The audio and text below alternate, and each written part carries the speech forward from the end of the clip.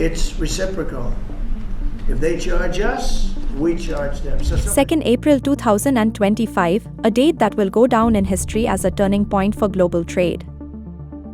Dubbed Liberation Day by Trump himself, this move is aimed at addressing what he calls decades of unfair trade practices. But for India, the repercussions are immediate and far-reaching. So, what's getting expensive for Indians starting today? The answer lies in the sectors directly hit by these tariffs.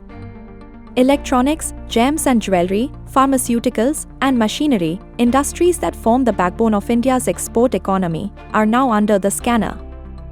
With the United States imposing higher duties on goods imported from India, the cost of these products is set to rise, both for American consumers and for Indian manufacturers who rely on US components. Take electronics, for instance. Electronics make up 15.6% of India's total exports to the US, including mobile phones, computer hardware, and consumer electronics. The new tariffs could disrupt supply chains, forcing manufacturers to either absorb the costs or pass them on to consumers. This means your next smartphone upgrade might just burn a bigger hole in your pocket. And it doesn't stop there.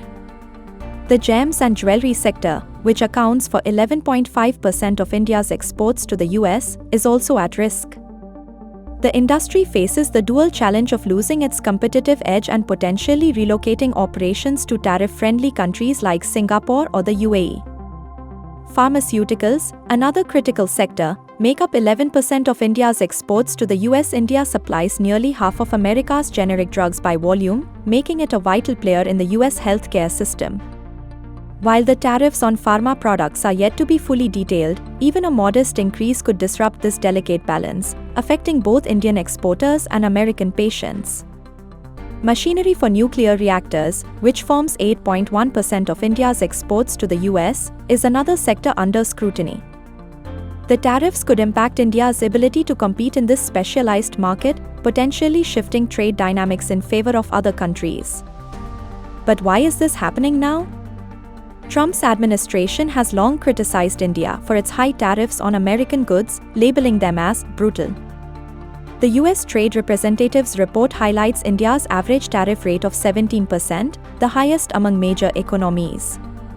In response, Trump's reciprocal tariffs aim to level the playing field, but at what cost? The timing couldn't be more critical.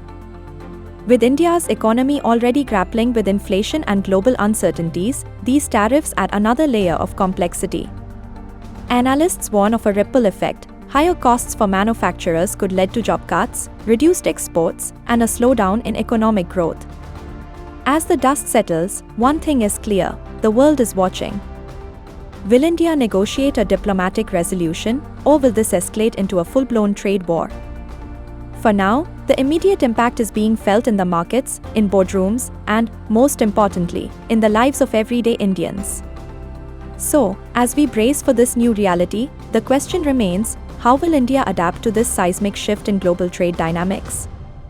Only time will tell.